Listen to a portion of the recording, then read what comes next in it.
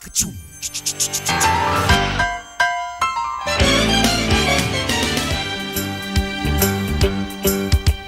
a rare condition this day and age to read any good news on the newspaper page. And love and tradition of the grand design, some people say, is even harder to find. Days go by, it's the bigger love of the family.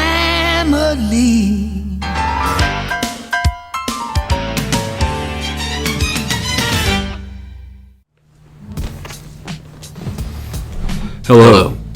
Oh, that was perfectly I know. timed. I was trying. That was fantastic. I don't know why you stopped. Wow. I am so impressed. Hey, parents. Thanks for taking time to watch this video. We just have a couple of things we want to lay out. We thought this might be more simplified, advantageous to you all with your busy schedules. If you had a chance just to kind of review some of the things that David and I are thinking about as it regards our youth ministry here. So, what's some things we need to talk about? I think the big one we got is retreats coming up. We've got 3 retreats. Well, 2 separate ones, but 3 opportunities for retreats for middle schoolers and high schoolers. So we got Encounter in the fall, which is what we have every year at Wiregrass. November 3rd to the 5th. First weekend in November. And then in the December, I have been asked to go speak at a retreat at Gulf Coast Bible Camp in Mississippi. And Devin has been invited to speak at a retreat up in Scottsboro, Alabama, called at Camp to Know Him with Beltline Church of Christ. It's the same weekend, December 1st through 3rd. So I am taking our junior high kids, anybody wants to go, and senior high kids can go with Devin on that retreat. But yours is it's important to let you know soon, right? Yeah, because I'm not running it, and he's having to answer to this camp. This camp needs to get numbers. He's got to figure out food. So for those that want to go, this was a really good retreat for us last year. I think like 8 of us ended up going, and we had a great time. We really connected with Beltline Church of Christ. They've got a really cool group, and so I would just really encourage our senior high group to attend that. And mine's not as pressing, but it's still important to let us know so we can make arrangements, we can make plans. I can let the other churches know how many we have coming for ours. There'll be multiple churches involved with ours. So please let us know for either one of those. In our classes, Devin, you want to talk about what you're doing in your classes? Yeah, classes for the high school group starting on Sundays. We'll be going through the Old Testament. So we'll start at Genesis, September 3rd, and we'll finish out in the book of Esther, Ezra, Nehemiah there come May. So we're going to spend this whole school year going through the Old Testament on Sundays. And then on Wednesday nights, we're going to be supplementing that same. So if we talk about Genesis 1 through 11 this Sunday, we're going to be picking out some key topics to discuss for that coming Wednesday night. And that's what this whole school year is going to look like. But in September and October, I'm excited because we have a couple of adult volunteers who are going to be leading those classes on Wednesday nights and leading those discussions. And so those will be separated out to a guys, girls class and for those 2 months.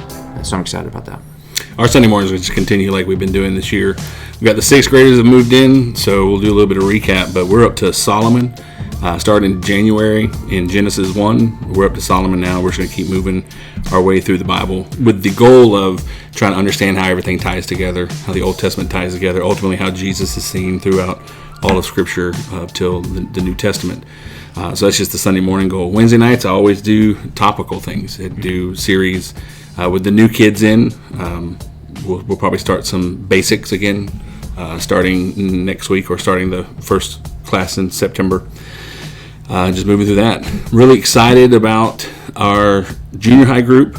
Real quick, you've seen the emails and information about the grade changes. Just to let you know, that was just a maturity factor decision. It was the fact that 6th graders were just a little bit, I don't want to say lower on the maturity scales that we're trying to say. I don't know. Just not ready. They're just not ready. 6th graders not ready. Yeah, they're not ready for youth ministry. They're not ready for, honestly, I don't think a lot of the parents are ready for it. And so we thought maybe just one more year, let them get into actual middle school in their schools, public schools and whatnot. Let them get in middle school, and then we move them in. So this was just strictly a are they ready yet, or do we need to give them one more year? And so I know some people have had some questions about it, but I'm excited about it. I think it's going to really benefit the youth ministry as a whole. And of course, it gives them another year in children's ministry, which is a good thing too, because we got a pretty solid children's ministry. I think we do. Yeah.